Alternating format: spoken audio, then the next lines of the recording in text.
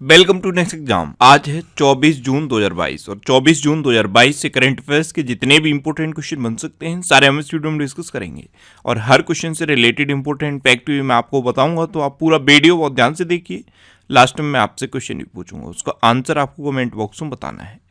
आज की इस वीडियो की पीडीएफ फाइल आप इस वीडियो के डिस्क्रिप्शन से डाउनलोड कर सकते हैं। पीडीएफ आप हमारे टेलीग्राम ग्रुप से भी डाउनलोड कर सकते हैं। टेलीग्राम ग्रुप पर आपको सारे पीडीएफ एक साथ मिल जाएंगी और टेलीग्राम ग्रुप का लिंक मैंने इस वीडियो के डिस्क्रिप्शन में दे दिया है, तो आप उस लिंक पर क्लिक करके टेलीग्राम ग्रुप ज्वाइन कर सकते हैं। तो चलिए स्टार्ट करते हैं। पहला क्वेश्चन है, हाल ही में अंतर्राष्ट्रीय ओलंपिक दिवस कब मनाया गया है? तो अभी 23 जून को अंतर्राष्ट्रीय ओलंपिक दिवस मनाया गया। तो इस क्वेश्चन का बी ऑप्शन सही है। अब ये अंतर्राष्ट्रीय ओलंपिक दिवस क्यों मनाया जाता है? तो ये दिन मुख्य रूप से आधुनिक ओलंपिक खेलों के जन्म के उपलक्ष्य में मनाया जाता है। अच्छा, एक्चुअल में 23 जून को इंटरनेशनल ओलंपिक कमेटी की स्थापना हुई थी, इसलिए भी ये 23 जून को मनाया जाता है। अब इंटरनेशनल ओलंपिक कमेटी, इसकी स्थापना 23 जून 1894 को हुई थी। इसका हेडक्वार्टर कहाँ पे है? लुसाने में। और लुसाने कहाँ पे है? स्विट्जरलैंड में। और इसके प्रेजेंट टाइम पे प्रेसिडेंट कौन है? Thomas Bach. कौन है? Thomas Bach. अच्छा, इस बार के अंतर्राष्ट्रीय ओलंपिक दिवस की थीम क्या है? इस बार की थीम है together for a peaceful world. क्या है? Together for a peaceful world. अच्छा, 23 जून को ही एक और इम्पोर्टेंट डे मनाया गया है। वो कौन सा है? संयुक्त राष्ट्र लोक सेवा दिवस। तो 23 जून को ये दो इम्पोर्टेंट डे मनाए जाते हैं। अब ये इम्पोर्टेंट डे वाला क्वेश्चन है, तो जून में अभी 21 जून को विश्व संगीत दिवस मनाया गया।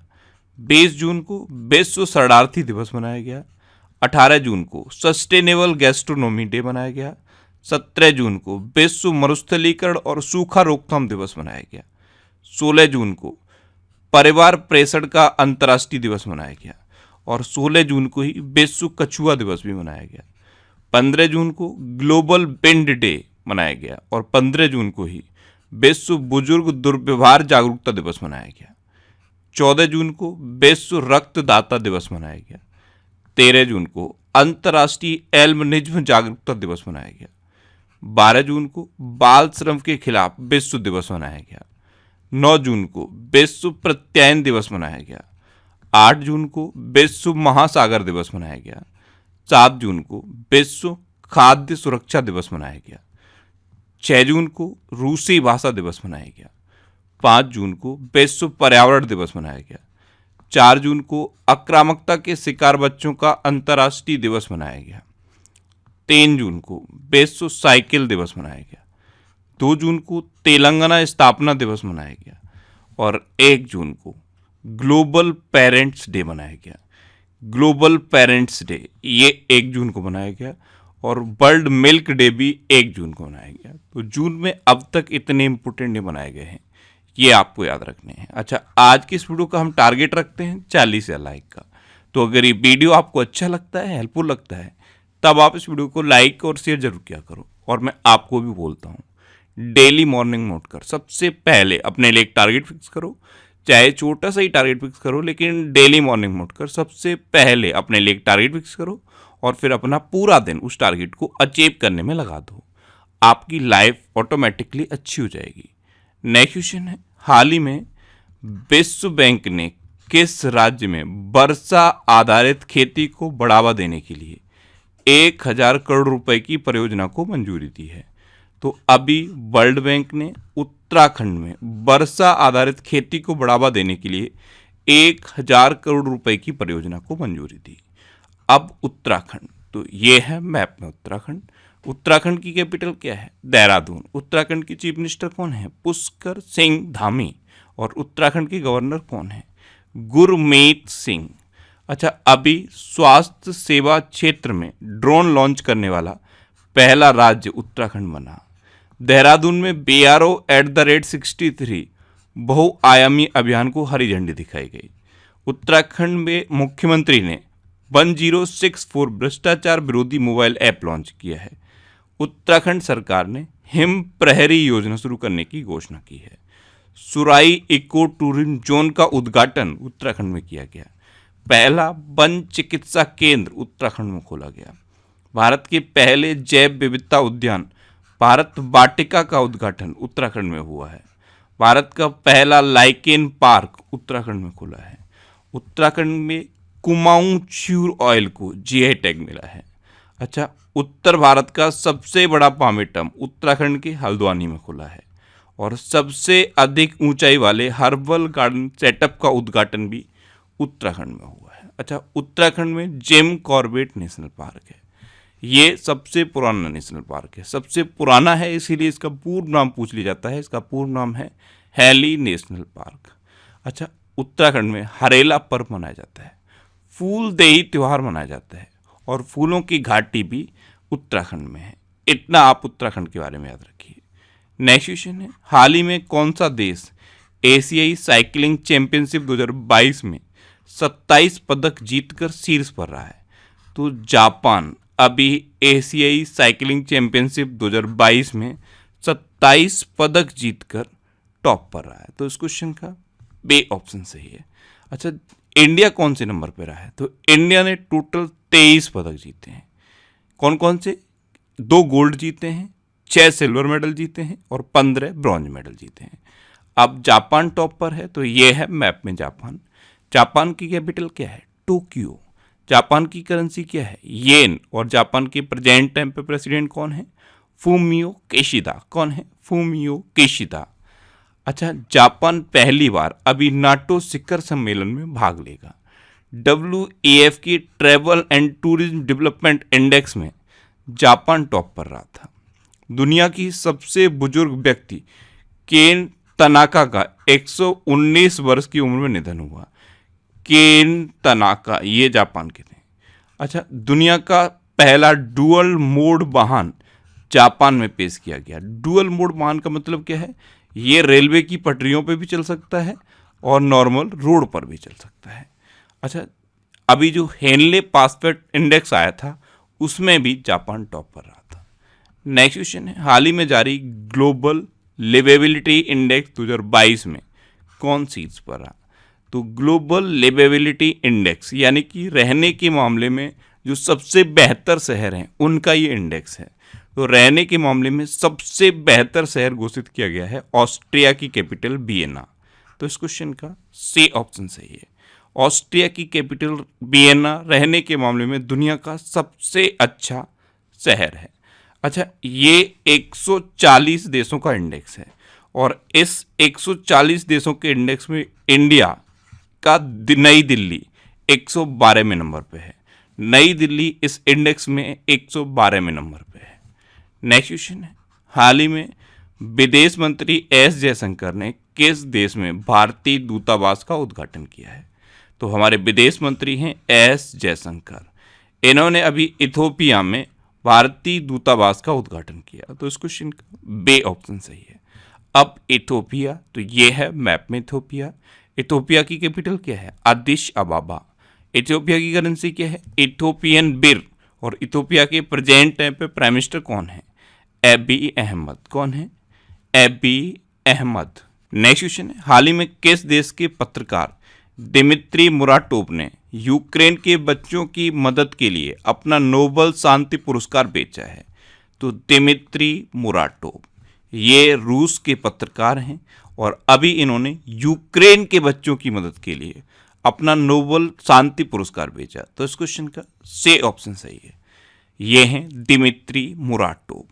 इन्होंने 2021 में फिलीपींस की मारिया सा के साथ नोबेल पीस प्राइज जीता था और अभी इन्होंने अपना Nobel peace prize 103.5 million dollar में बेच दिया है। ये यूक्रेन के बच्चों की मदद के लिए इन्होंने बेचा है।